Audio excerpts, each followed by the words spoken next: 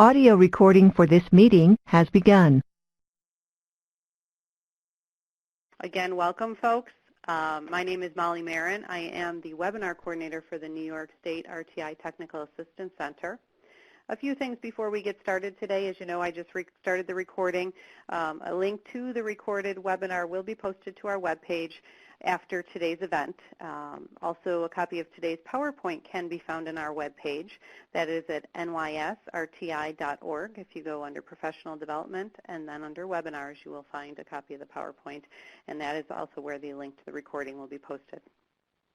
At the end of today's presentation, I will post a link to an evaluation. If you could please take a few minutes to complete that. We do look at those after every webinar, and we very much appreciate your feedback. So I know it's very short. If you could just take a few minutes to do that, we appreciate that. Also, you'll notice the chat box on the screen. During today's presentation, you can use the chat for questions or comments. Feel free to post throughout. Dr. Wanzek will be taking questions at the end of today's presentation, but please do use the chat box throughout. So today is the first webinar in our Differentiating Core Instruction within an RtI Framework strand. We are very excited. The topic today is the what and why of differentiation, and on May 11th and May 18th we will be looking at the how of differentiation, and we hope you can come back and join us for those two webinars as well. Registration for both of those is available on our webpage. At this point, it is my pleasure to welcome Dr. Jean Wanzek with us today. Dr. Wanzek is an associate professor at Florida State University and on the research faculty at the Florida Center for Reading Research. She is a former special educator and elementary teacher. Dr. Wanzek conducts research examining effective reading instruction and intervention. She has worked with elementary and middle schools across the country to improve core classroom instruction and intervention implementation in a response to intervention model. In addition, she has consulted with schools and districts on the implementation of effective reading instruction. Welcome today, Dr. Wanzek. Thank you so much. I'm glad everybody was able to join us at this busy time of the year, I know for most of you. Throughout today's webinar, today's going to largely be an introduction, as was already mentioned, to differentiation that we'll follow up with in the next 2 weeks in terms of more specifics, and I'll highlight those throughout today's webinar. One of the things I'm going to ask at several stopping points during the webinar is for you to think about or jot down some things related to particular topics. So if you're welcome to just think about those. There'll be places for you to kind of compare what I'm talking about with some of the things that you've jotted down. So you can either do that in your head or on paper or on your computer, whatever's most helpful to you. And in fact, we're going to start with that.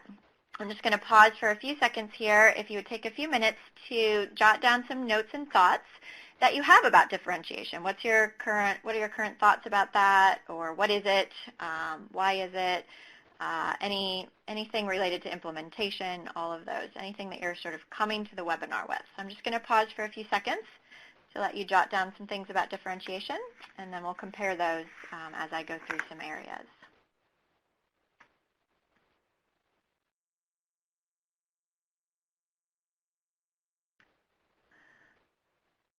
Okay. I'm going to start with what is differentiated instruction as I'm talking about it through this series of webinars to make sure that we have some common ground in terms of what I'm referring to as I go through some of the slides today. So what is differentiated instruction? What are we talking about? That's a term that's thrown around a lot. What I'm talking about is basically these bullet points here, maximizing, how can we maximize learning for all students? How can we do that using both formal and informal assessment data to plan our instruction and ongoing use of that data? The use of a variety of flexible grouping formats, including targeted small groups within core classroom instruction, which is our focus on these webinars. Matching materials to student ability to allow them to access and make the gains needed towards grade level achievement. and tailoring instruction to address student needs.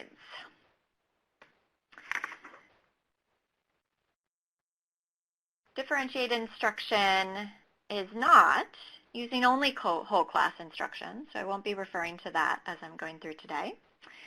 Using small groups that never change, so the ongoing assessment data and planning very specifically for grouping and student needs is going to be a key part of this, rather than just deciding and keeping those the same. And it's not using the same instruction materials in practice with all the students. So we're trying to figure out how we can help students meet similar grade level goals and standards, but how we can do that through differentiated instruction, differentiated materials, and differentiated practice. All right, so take a look at either in your head or if you did it on paper or on your computer, thinking a little bit about some of your thoughts related to differentiated instruction with what I've just shared in terms of how I'm going to approach it in these webinars. And we are going to, across time, look at essentially 3 different ways to make considerations related to differentiated instruction. We might think of these as 3 main categories of differentiated instruction in the core classroom. These are also ways to consider intensifying instruction, even if it's intervention, if it's reading intervention. So I know that we have some interventionists and special ed teachers on the webinar today, and these are also considerations for more intensive interventions as well.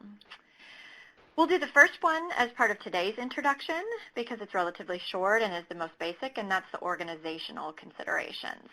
We're going to talk about assessment and these organizational considerations as part of our intro today.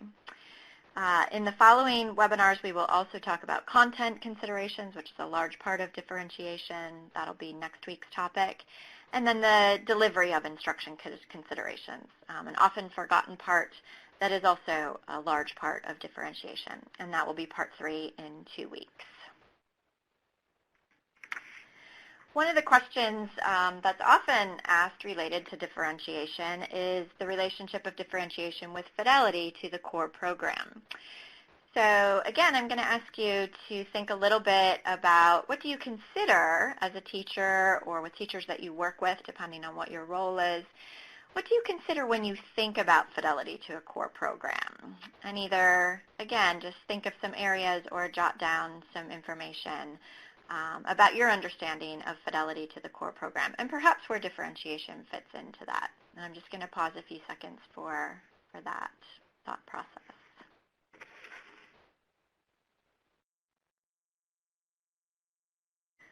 Differentiated instruction helps us as teachers maintain fidelity to the core because we assist students with accessing the grade level standards that are addressed throughout the core. So fidelity of the core program and differentiation includes addressing grade level standards. In addition, we use student needs to select appropriate materials and activities that are needed to implement the core program.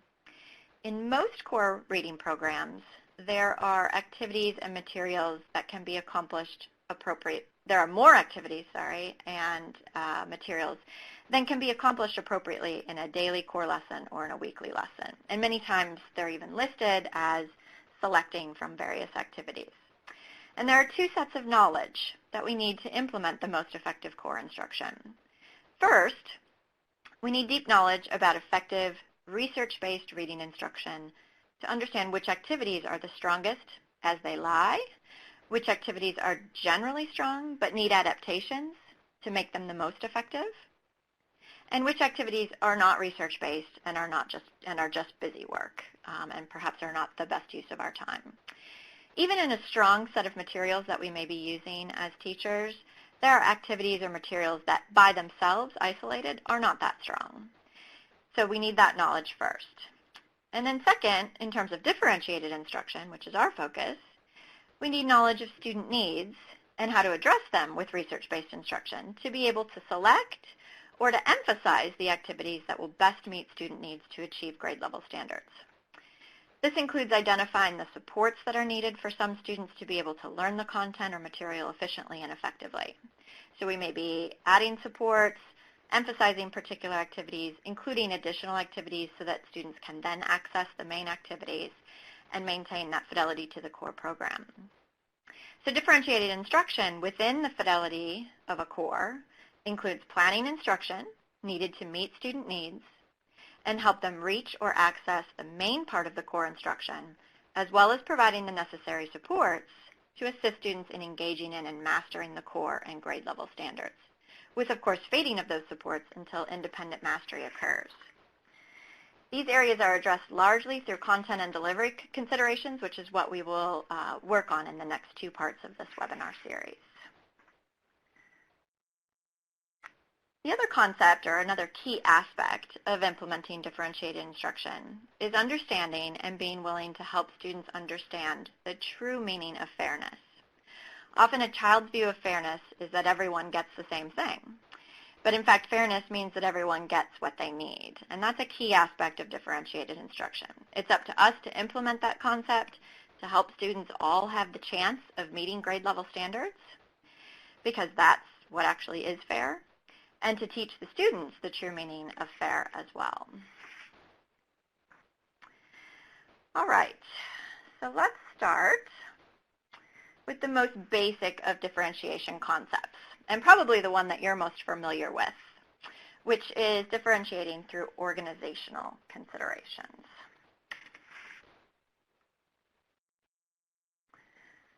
All right, so two parts to thinking about differentiating in the core classroom organizationally. And again, our focus is on differentiating within core instruction. Many students need interventions as well, supplemental interventions, and some of these considerations organizationally and later the content and delivery can also be used to further intensify, as I mentioned, interventions. We are not focusing on the intervention aspect, but there are students certainly who need those interventions in order to access appropriately the core instruction. But within the core classroom instruction, there are two parts to thinking about differentiating. One is grouping, or differentiating organizationally, I should say. One is grouping and one is time. And in grouping, we're looking for the aspect of the core that we're implementing and what would be the best grouping consideration with them in that, and we'll go into some more detail on that. And seeking and planning for similar needs that may occur in the classroom that allow us to help students together with various groups. When we talk about time, we can consider how we emphasize content or how we work with particular groups based both on the length and the frequency. And the more that we emphasize it, the longer the time, in other words, or the more frequent is the more intense. And so obviously we use those for particular student needs, less time and less frequency for particular student strengths. And as I said, if you take this beyond the core into interventions, that's also how we can make, organizationally anyway, an intervention more intense. All right, so let's talk about the grouping first. What grouping can be used during core classroom instruction? Differentiated instruction involves using a variety of group sizes for particular purposes. That may be one way that it's often different than in supplemental interventions. It's important to know exactly why we've chosen a particular grouping for each part of the lesson. So for example, whole class instruction may be particularly efficient for introducing particular concepts that all the students need. Perhaps there's going to be a focus on a particular letter sound or on a particular comprehension strategy, and the main introduction of that might be the most efficient to do in a whole class setting. There are other ways to use whole class, of course. A second type of grouping, of course, is small group, and having those small group contain heterogeneous students in terms of either ability, interest. It depends on what the focus is for a particular instruction. And that purpose may be to have particular models or particular input. Often discussion is purposefully heterogeneous in order to have different abilities and different interests or different background knowledge to be able to add to that discussion. We also have small groups where we're particularly targeting something with students with similar needs or homogeneous, and often supplemental interventions include this as well. We can do that within the core classroom instruction, and that might be aligned with some of the whole class instruction in terms of providing the very targeted aspect of the skills or strategies that are being taught that particular students need. Or perhaps there are students in the class who have needs that don't match what the whole class needs. There's background knowledge or foundational skills that they have not mastered yet that need to be addressed within a targeted small group. And so we look for students with similar needs within that to determine our group size. Partners are also a way to get all of the students involved in whole class instruction. Often a key place using that is with text reading or fluency, so that all the students can be reading and practicing that reading. And those can be very strategically put together so that higher and lower students can be working together in terms of their text reading ability. There's also individual. Rarely as teachers do we get a chance to do one-on-one within core reading instruction, but that is certainly a grouping format and could be used for some quick targeting, feedback, or other types of areas. And then, of course, students working independently. This, of course, should be saved largely for areas that students have mastered and are or very near mastery and are ready for that independent work. So take a minute to think about what grouping formats you either in your situation, if you're a core reading instruction teacher, currently use and why you use them, or teachers that you work with or students, teachers whose classrooms your students receive some core reading instruction in, and what grouping formats do you currently not use and perhaps why for that. The key aspect of planning core instruction in terms of grouping is to know the why. And so as I'm teaching or seeing a lesson, if whole class is being used, we're thinking about why was that selected. If I were to ask the teacher who I was observing, why did you select whole class instruction for this aspect of the core, they would immediately be able to explain that. Same thing with small group, and the reason not being, well, I used small group homogeneous because we're required to do that for at least part of our core. We want it to be very specific to the lesson that's been planned and knowing the needs. So for example, if a teacher is doing small group homogeneous grouping or even heterogeneous and is not targeting and has the students, each group that he or she meets with, the exact same lesson is being done, unless the reason is for additional feedback or additional practice, which certainly you can get in a smaller group, that lesson may, or that portion of the lesson may have been better done through a whole class. The small group would be less efficient to teach the same thing to all of the students. And so that's one of the reasons we talk about that often as targeted small group. All right. So let's talk about the other aspect, organizationally, and that is time. Time spent on particular components, activities, or in particular grouping formats are other ways to differentiate organizationally. And as I said, this organizational differentiation is probably the most familiar to you. It's the most used, I would say, in core reading instruction. Matching these types of considerations to student needs and using data to do that is paramount. So we can consider the length of time that we're spending on a particular content aspect or that we're spending with a particular group if it's a small group within core. And we can consider the frequency, particularly with targeted small groups. And by frequency, there's a lot of ways to think about frequency. Probably the most common is how many days per week am I meeting with that group. Having knowledge of the weaknesses of the class, for example, in irregular words, will mean that I'll differentiate by spending more time on that within the core instruction and less time on an area that's more of a strength. And I will consider that based on the grouping format. So if I'm talking about a weakness of the class, if I'm talking about whole class, I have to think about the majority of the class. If I'm talking about a small group, I'm thinking about the students in that group. That's very dynamic and is ever-changing. So just because I've made a particular decision to emphasize a content area in my core, at the beginning of the year, that will change as their assessments change and as they master that. It's not necessarily how I will emphasize instruction throughout the year. Time can also be considered, as I said, within the targeted small groups. Do all the groups need to meet with me for equal amounts of time? Do some need more time versus less time? And similarly, do all the groups need the same number of days with me? Or do some groups need daily versus 3 days a week? These are ways to consider time in differentiated instruction, and we'll be discussing the additional content and delivery considerations that go with those and that are needed to actually differentiate the instruction, but beyond just the organization in the upcoming webinars.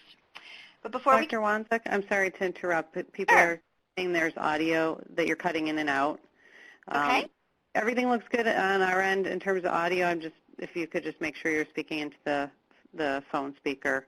I'm hearing everything fine, but several people are complaining. So. Okay. Yeah, I'm right over the speaker, so I'm not Are sure you? Okay. how to. What? I'm hearing everything fine. Okay. All right. Okay. So we're going to keep going, and hopefully everybody can hear. Okay. Sounds good. Thank you. All right. So before we can think about the connections that we're going to make with content and delivery in the upcoming webinars as well, we need to briefly discuss assessment's role in differentiation. And so I'm going to spend a little bit of time on that. Okay, sounds like a few people are having better luck with the audio, so that's good. All right, so a key area as part of our intro for differentiated instruction is the use of ongoing assessment. We can't consider the content or the delivery considerations without assessment considerations too. In order to differentiate instruction, you need information on student needs, their mastery, how they are growing in the instruction that you're currently doing. And this includes, as I mentioned, both formal and informal considerations. So let's take a look here. First, it's very important to know your assessment in order to make differentiation considerations. So what is the assessment designed to measure?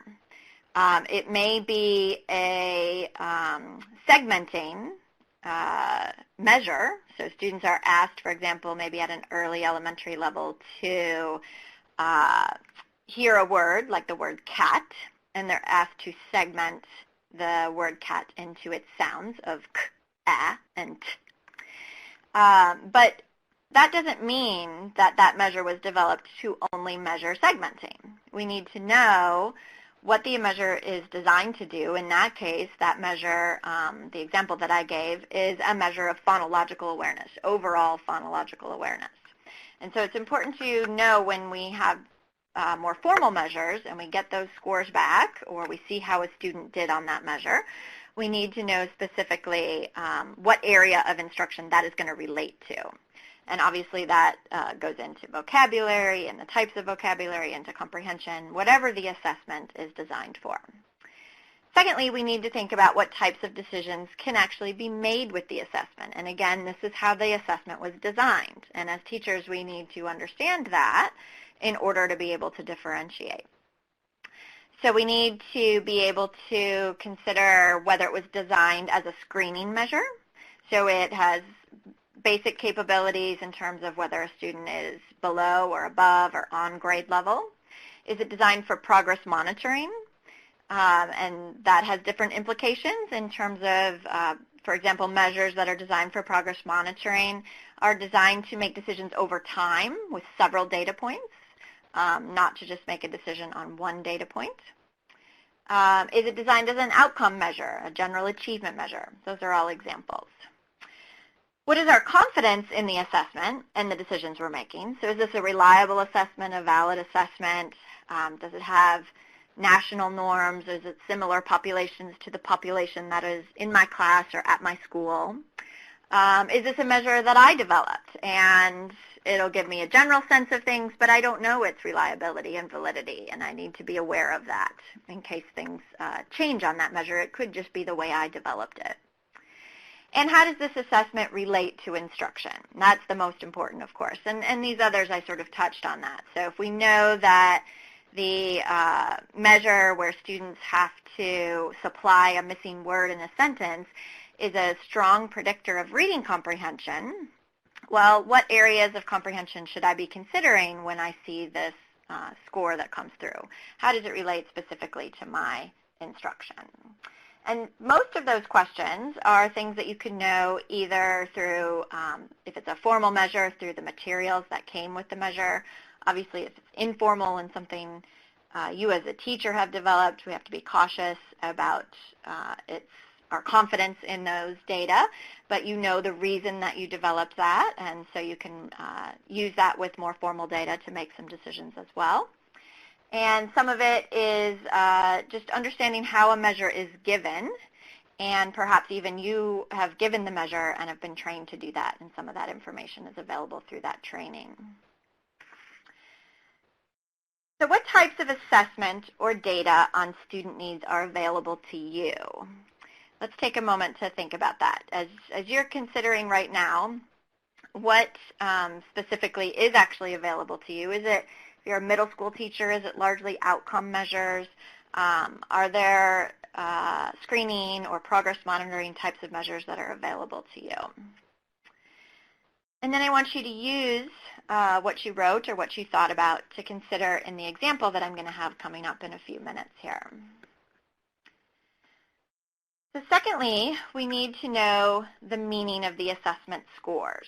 So as you're considering some of the assessment or the data on student needs that are available to you, consider what you know about that assessment, what we just covered, what's it designed to measure, what kinds of decisions can be made with that assessment. And it's okay to have an assessment where you say, gosh, I'm not sure I know that. That's a good area to find additional information on before you'll be able to use that to differentiate. What's your confidence, and do you know how it relates to instruction? And then the actual data that comes from those assessments, we have to understand the meaning of those scores in order to be able to do the differentiation. So what types of scores are even available to you? This might be a measure that you're giving, an assessment that you give, and so you are aware and can select the scores that are available to you. In some cases, it may be a measure that someone else is providing, and so they're giving you particular scores, but having an understanding of the types of scores that are available, there may be some information that you want that you could request that would help you differentiate. Very importantly is the second bullet here, and that is how does a student get that score? How is the score calculated? So for example, at an elementary level, one example measure that's given in reading quite often is the nonsense word fluency. And that is a measure of alphabetic principle, basic letter sound, and blending. And so referring back to what we've already discussed, that is designed to measure whether students know their letter sounds and whether they know how to do basic blending with that, with consonant, vowel, consonant words. But there are different ways that students can get a score on that. One is to say each of the sounds but not do any blending. And if they do that very fluently, they may get a fairly large score relative to the benchmark. And another is to simply blend the words, and you get credit for all the sounds in blending those. And understanding that there are those two ways would lead me as a teacher to want to know, so if I get a score back of 40 for a particular student, which is just below benchmark for a second grader, I want to know, well, how did they get that 40? And so I would know, because I understand how those scores are calculated, I would know that I want to get some more information on that in order to be able to plan my instruction. And that relates to the third bullet, which is what on the assessment causes change in a score. So as students, as I'm changing my instruction or differentiating my instruction, and I want to see if students are improving or growing through the year, even if they're on track, what exactly does a student need to do to cause that change in the score? And so a student who then starts blending, on the example I was giving, could increase their score if they are fluent at that, because just by saying the word, they're automatically going to, if they say it correctly, going to get 3 points for the sounds that are in that word, as opposed to saying those 3 sounds separately, which might be a less fluent way to do that. So it's important that we understand those aspects, because I don't want just the score. I want to be able to plan the instruction from it and to differentiate. And so I've got to understand these assessments in order to be able to move forward with that. All right. And finally, along with that assessment, in order for me to plan and differentiate my instruction, I need to know about the current instruction. Of course, if I'm the teacher, hopefully I have some information on that, but I need to reflect on that. And if I'm working with a particular teacher, or if my students are getting their core instruction with a particular teacher, I need to get some information on what instruction is currently happening before this score occurred, and what areas of instruction could then be adapted based on what I know about the assessment. And so what I'm going to share with you today is an example from an elementary classroom of exactly that going on. So we're going to have some data from the students as well as from the instruction. And today we're going to focus on the class as a whole, as we're talking about core and where we make individual decisions within that. As we get into the content considerations and the delivery of instruction considerations, we'll also look at individual data within those instructions or considerations.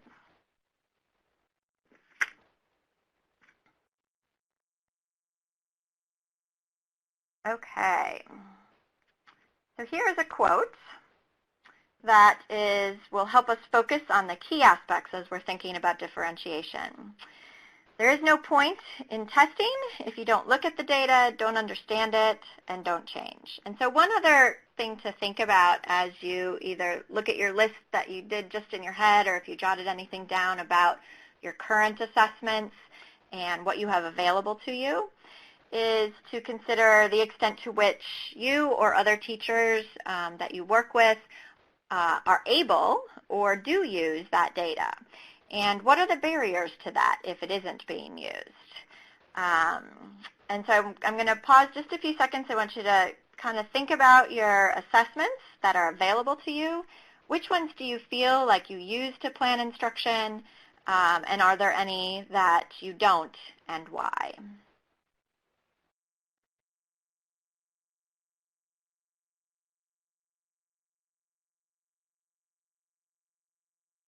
Okay.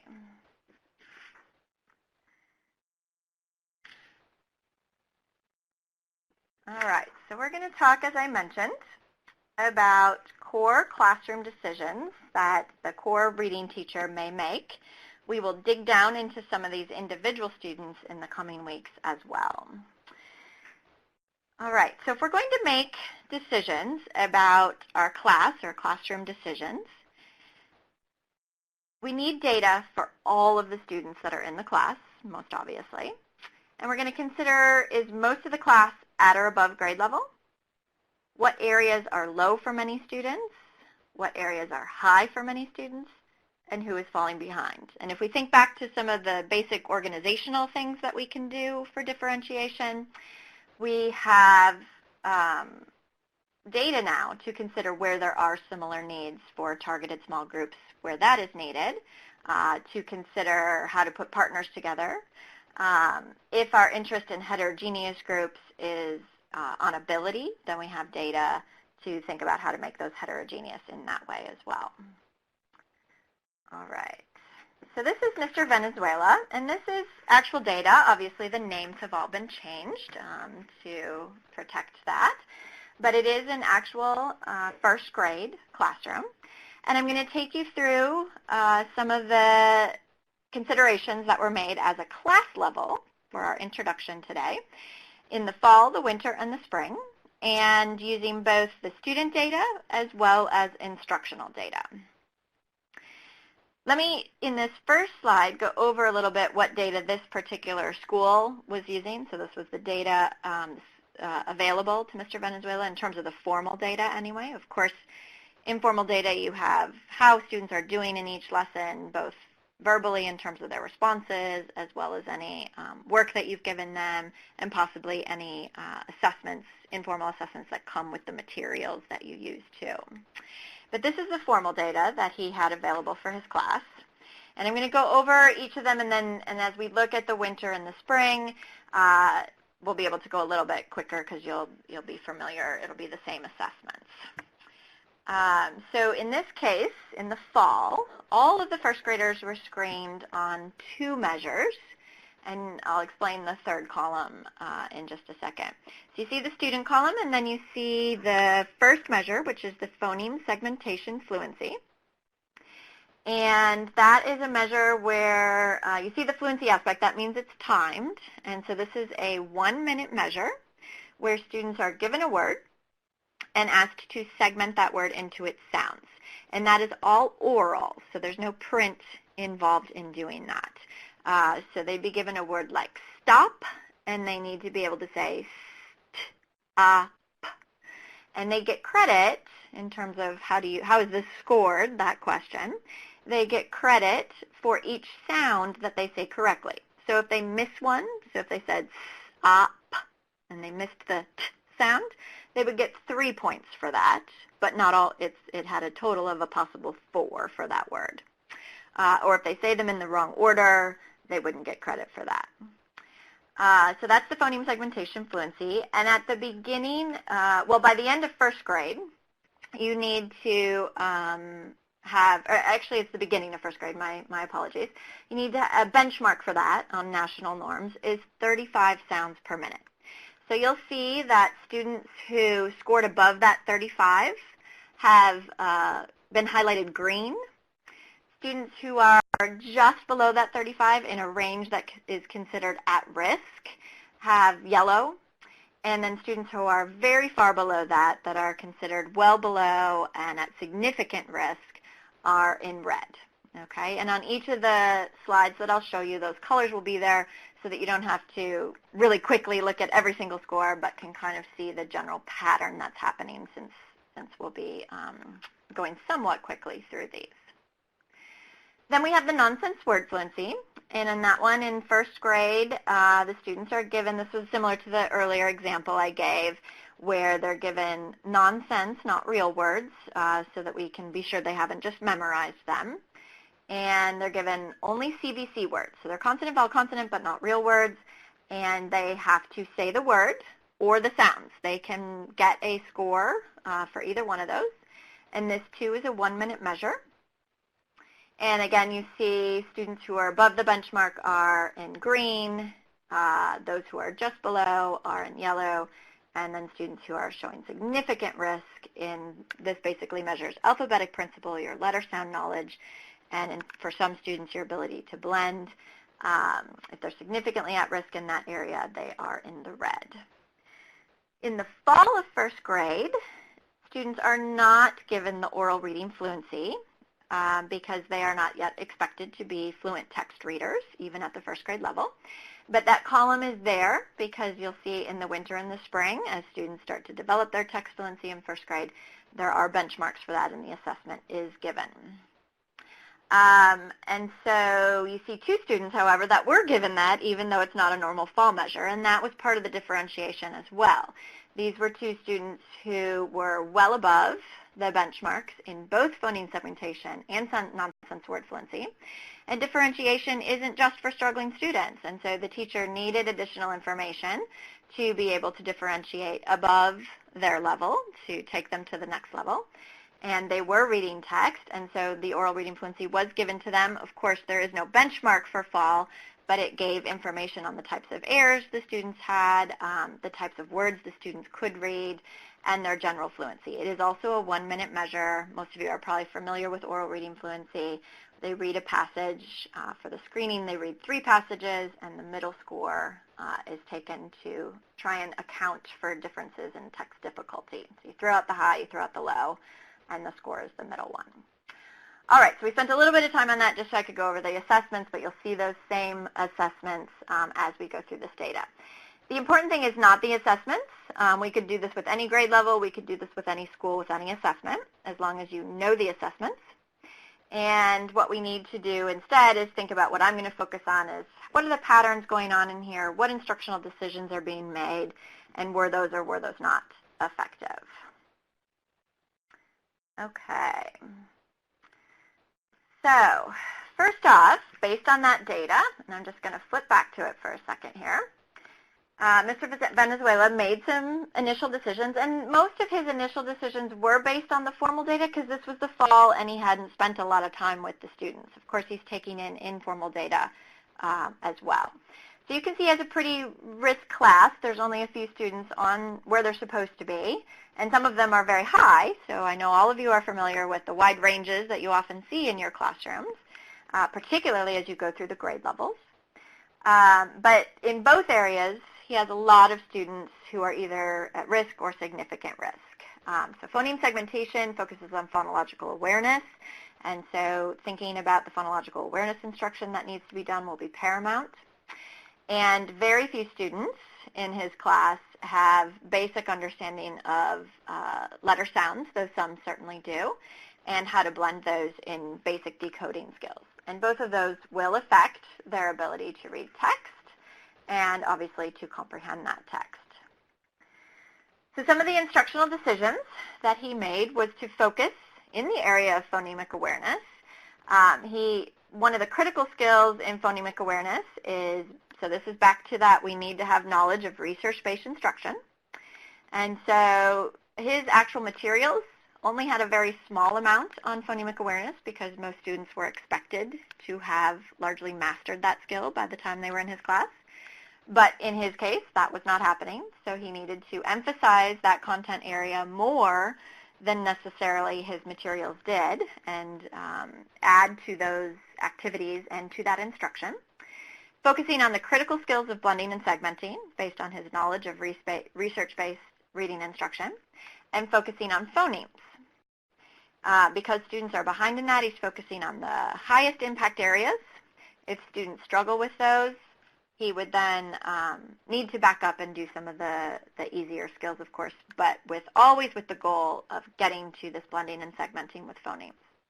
And the other key area in phonemic awareness is integrating that with print and with decoding, which clearly the students also need work on. In terms of phonics and word recognition, explicit instruction and decoding, most of his students, you have the scores only in front of you that I showed you a minute ago, but most of his students are struggling to actually do the decoding. Most of those scores they were getting were because they were saying individual letter sounds and not blending the words. Fluency of being able to do that, always with application to connected text, which even at a basic level might be just sentences or a sentence, but showing students why we're working on this, how it will help them. And small group work to target the students who have mastered only a couple of the sounds. So you'll notice if I go back here, there are some students who, particularly these ones in reds, who only know, some know none of the sounds, one sound, three sounds, and so there's certainly some students that need some additional work, and that's a great time to do targeted small group with those sounds. Okay. So here, and of course there are changes made throughout. I can't show you every week and every daily lesson in our short time here. But as students were progressing, different things could be emphasized. So I'm just going to show you an overview with the winter data. Because this is elementary, the measures are given 3 times a year because they're at that early level. And we need to adjust their progress within that. And so this is the same class. This is what it looked like in the winter after he made those decisions with, of course, adaptations as we went through that first semester. Same measures, but now the oral reading fluency is expected. For all students, the benchmark is 20 words per minute in the winter. So you'll see all the students who received that in oral reading fluency have a green. You can see the yellow and the red. One of the areas where significant progress was made based on his instructional decisions was in phoneme segmentation fluency. Nearly all the students are on track in that area now. There are still a few students at risk, but none at significant risk. In nonsense word fluency, we see also significant progress, though not quite as great as the phoneme segmentation fluency, so still an area of need for some students. And of course, the benchmark has raised since then. So even though some students, even though they're making progress, some of those students are not making progress at a rate that will allow them to reach the grade level benchmark. And then oral reading fluency is now an area that has at least half of the class, I haven't specifically counted, but about half of the class that is at risk in that area, so still struggling there. Now I'm going to show you some additional data, and that is related to the classroom observations. So as we look at the formal data and the student data, we're considering what the weaknesses are. I kind of summarized some of those broadly for you, and what some of the strengths are.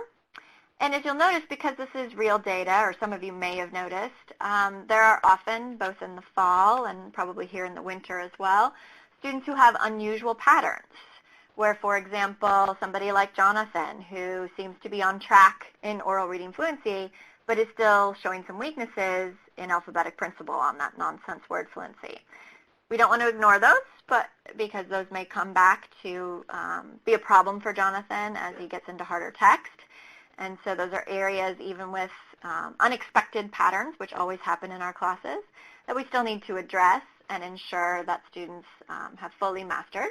But also it's important that we continue. Jonathan obviously has some excellent skills that are allowing him to be on track in oral reading fluency. We want to continue to help him with those so he can reach his full potential. All right, so here's the additional data. And these were peer observations for Mr. Venezuela. He had a fellow teacher watch his core reading instruction and provide some feedback. The teacher who actually did it in this case was a special education teacher. It is sometimes difficult to realize aspects of your own instruction without videoing yourself or having someone observe you. Certainly you can look at it in terms of your lesson plans, but in terms of really getting an idea of what's actually being implemented, which sometimes goes beyond just our lesson plans, it can require being able to watch the lesson while you're not actually teaching it, either by having someone else do that or perhaps audio recording or video recording yourself. So based on those classroom observations, there were a few things that were noted. One is that the majority of instructional time in the fall was spent on phonemic awareness and word recognition, and of course those were some of the instructional decisions he made. But there was very limited application to connected text. So it was isolated instruction, with often running out of time was often the issue. It would be planned for, but it would be the thing that would get cut.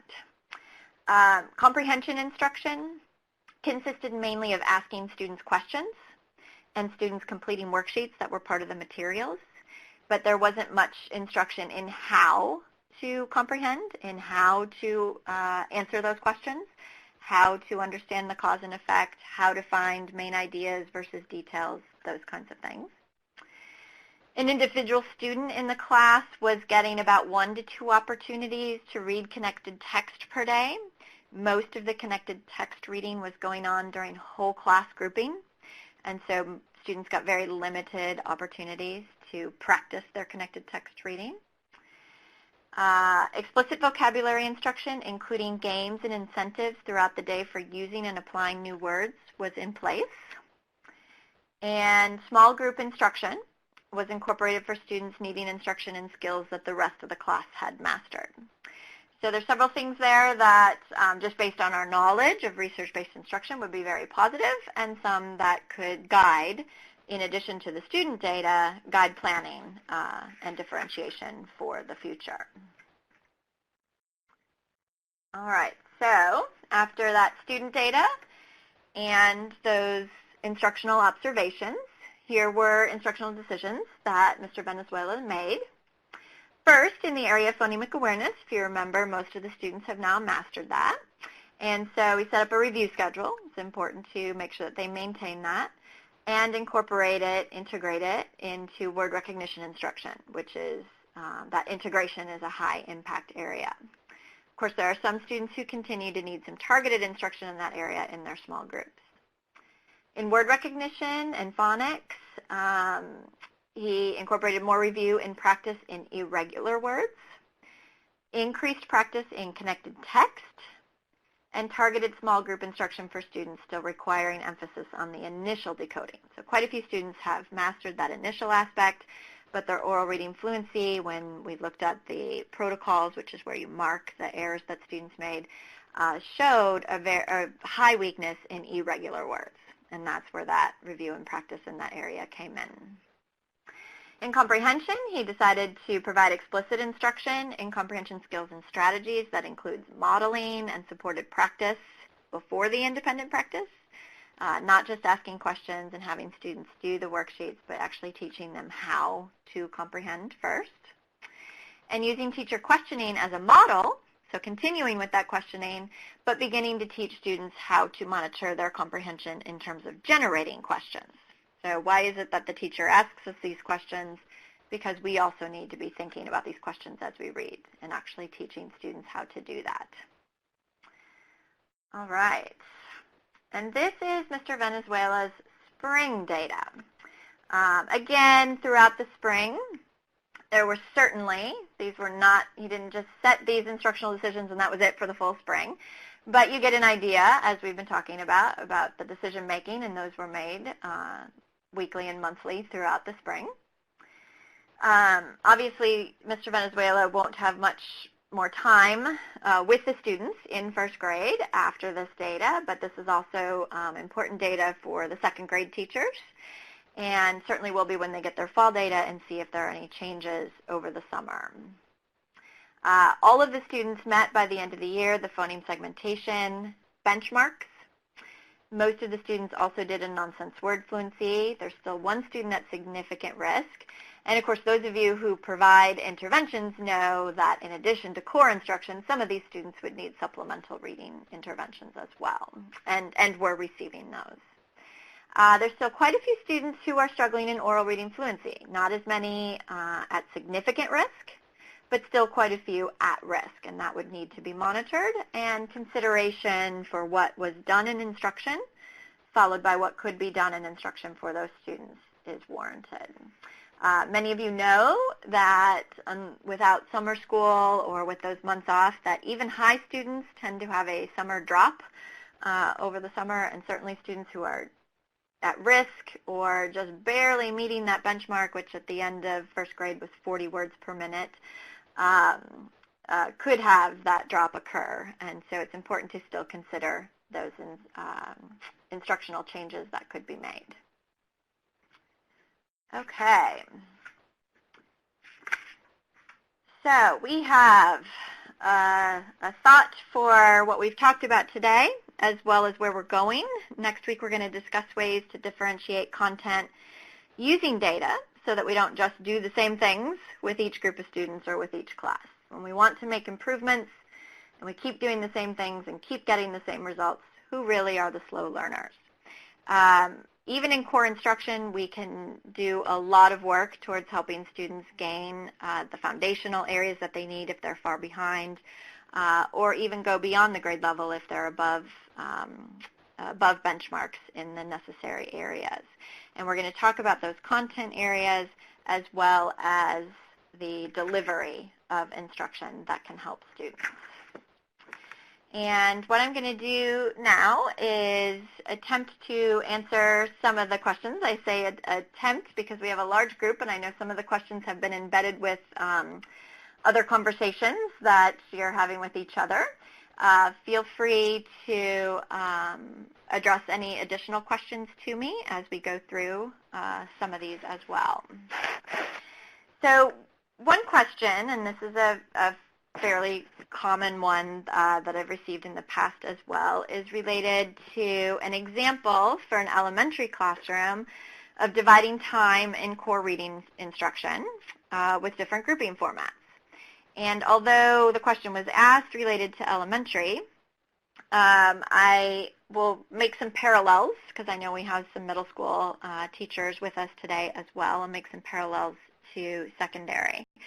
Often in elementary, many schools, districts, and or in some cases states require 60 to 90 minute core instruction, some even up to 120. So for my elementary example, I'm just going to take a 90-minute class period. And of course, if you're in secondary, that amount of time is typically much shorter, more like 45 or 50 minutes. So a teacher might, a core reading teacher might spend 30 minutes of that time in whole group instruction. Introduction of new concepts in phonics and word recognition, time and comprehension instruction, anything that is, as we talked about before, needing to be introduced to all of the students. That's an efficient way to do that for basic introduction. There may be areas of review or practice that students have largely mastered, like we just saw in Mr. Venezuela's data. And that, too, if all the students are in the class are at a similar level, like where they had all mastered phonemic awareness, or if a majority of them are there, that's a great place to do that within whole class instruction, assuming the activity itself allows for that. So perhaps about 30 minutes on whole group, perhaps about 40 minutes on small group targeted instruction, connecting that to what was done in the whole group instruction, but where are students lacking some skills that need to be targeted? Where do they need extra practice or feedback that could be done in a small group in phonics and word recognition? What text reading can we do? In smaller groups, you can have more students reading or working on fluency. And comprehension requires quite a bit of practice usually. It's a more complex skill, and so the smaller group can allow for more practice and feedback there as well.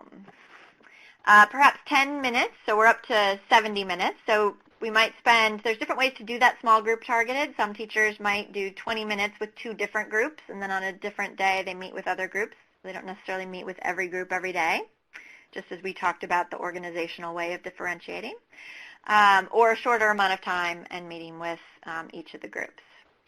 10 minutes of partner reading puts us up to about 80 minutes of our 90-minute example. Partner reading is great for text reading and fluency work, sometimes comprehension aspects. In the youngest grades, like kindergarten and first grade, you can do some fluency work on just basic letter sounds and words. It doesn't have to be text fluency. And perhaps about 10 minutes of independent work. And so in that example, with 30 minutes of whole group, 40 minutes of small group targeted, 10 minutes of partner and 10 minutes of independent, we end up with 4 of the grouping formats used. And hopefully when I was making some examples, showing you why those were chosen. There are certainly reasons to do only 2 groups in a particular day. It really depends on what we are trying to target, what the students' needs are, and as I said before, always having a why for a particular type of group. All right. Another question was asked about when I was mentioning formal and informal data. I know a lot about student needs and growth through my interactions in class and their assignments. Can I use that data for making decisions for differentiation? Some others I saw as quickly as we were going through were concerned about confidence in particular formal assessments. And so can you make decisions with some of these less formal assessments? Absolutely. That's why I mentioned both of those. And you saw, even with Mr. Venezuela's data, the observational data was more informal. It's important that there are some formal measures that we have confidence in that are reliable and valid, because what we know is that we as teachers make more realistic predictions about student needs when the measure is more formal and outside of us. We're better able to realize when their progress is not fast enough to meet grade level goals. On the other hand, you do want to know things informally about students. So perhaps they do particular things when they're in the class, when they have prompts from the teacher or support from the teacher, they do better than when they don't. That's important for realizing that we need to figure out ways in our instruction to help them become more independent. We may know things about what they've been doing in class related to the assessment, or attendance in class related to the assessment. And so those informal aspects can certainly be used to help with planning, should be used to help with planning, but we just need to make sure they're not solely in place of formal data as well, which helps us, as I said, make more realistic predictions about students' progress. I see some of the questions related to students who are teachers who are in older grade levels. And of course, the range of students that you have to work with, if you're talking about a core, a truly general ed core area, or even within a remediation class, or within certainly a special education class, the range of students widens considerably if you're talking about and their needs and their abilities from a kindergarten classroom to a sixth grade classroom. And so there again, it is thinking about, we're going to talk next week about critical content considerations, and that can be very helpful with that full range. So where can we very specifically differentiate to accelerate student learning versus doing the differentiated part for every single aspect of grade level instruction. And what that does is help students to better access the grade level instruction. If we can hit those key areas, help them improve in those areas, they now have the foundational skills that they need to better access the core program, which does not mean until they've fully realized that they might not in addition need additional interventions, of course. All right, let's see what other questions we have here. This is a great group that is very talkative. It makes it hard for me to exactly find the question, so I do apologize if I've missed one of yours, and feel free to type it again if I haven't addressed it. Another question that's fairly common as well is related to differentiating both for struggling readers and high-achieving readers. And yes, I think I gave one example of that. It's important to do so to help all the students continue making growth. Often when we think of differentiated instruction, we think largely about the students who are struggling, and they in fact may need the most intense aspects. So if we're talking about organizationally, they may need the smallest targeted groups, the most frequency, and the most time. Within the core, we can do that at a certain level, and then, of course, we have additional interventions that those students would need. But we don't want to forget about the advanced students, too. They are ready to take the core instruction a step further, and considering similarly what supports are needed for those students, just as we do for struggling students, is important. And you saw that with Mr. Venezuela even giving an additional measure to help with that planning. And those can be targeted within small groups as well. Often those students in their targeted small groups might need less time or less frequency with you as a teacher because they tend to learn quicker. They tend to have those critical skills that will help them do that more efficient learning. And they've shown that the core is working for them and that they have some ability to learn on their own as well, which not all students have. And so that allows us to organizationally make differentiated instructions that might be less intensive. Sharon Vaughn and Candy Boss have years ago developed something called a planning pyramid. And in the planning pyramid, you think about what is, for each lesson or each unit that you teach, you think about what's the most critical information that all the students need. You think about how to ensure that they all learn that, and that's part of the differentiated instruction. And then related to these high readers, what can some students learn that goes beyond the day's objectives? And you don't necessarily target particular students for that, but you're ready within your lesson. You plan that within your lesson so that as students learn or learn quickly, you're able to implement those more advanced concepts for students who are ready for them. And so a planning pyramid can be helpful in that way as well, to think about both the struggling readers as well as the high-achieving readers.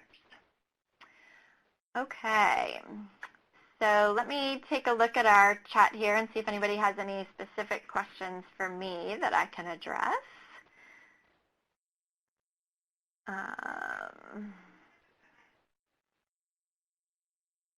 And I know I've missed one or two, so as I said, be sure to feel free to retype that if I haven't addressed it with either the slides or with the question. One of the things I see some information too where teachers are trying to find materials that are appropriate for differentiating within either the core, or it's possible that some of you are talking about intervention as well. One of the things that is important to think about is that core reading programs, materials that you might purchase, are designed in a particular way, and that is to help students, no matter the grade level, make 1 year's progression. And so they're designed at a certain intensity level. They cover, of course, all of the standards that is related to your state or to your district, and they help the students not only get to the standards, but typically your average student, but also to make 1 year's gain. And so if you are attempting to provide some intervention for a struggling student, either within the core or in addition to the core, you want to think about intervention materials, not necessarily just old core materials that are kind of sitting around, because intervention materials are designed differently, and they are designed to help students make more than a year's gain because they are designed specifically for the struggling reader.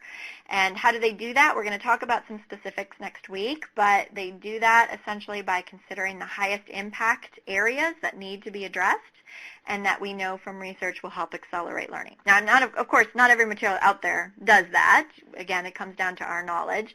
But you want to be careful about looking for good, solid, if you need materials, intervention materials, as opposed to other core materials that will be a slower pace, perhaps, than intervention is needed. Sometimes your students, however, only need additional practice, additional feedback, maybe the lesson taught again in a small group, and that can certainly, you can use your same core materials in order to do that. But if you're really looking for a student who's quite a bit behind and you're having trouble, figuring out what to work with them and you need some materials, you want to find good research-based intervention materials for that reason, because they are designed to accelerate learning. All right, any other questions that I can address? I'll give you a few seconds here.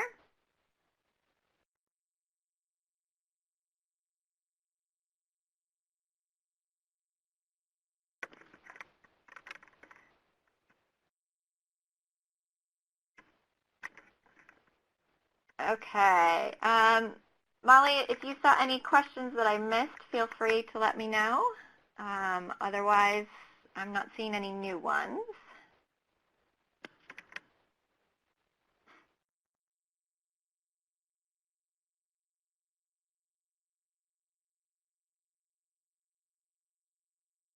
I think you got most of them, too. I'm scrolling through. Okay. I'm also putting a link to the evaluation for folks. Oh.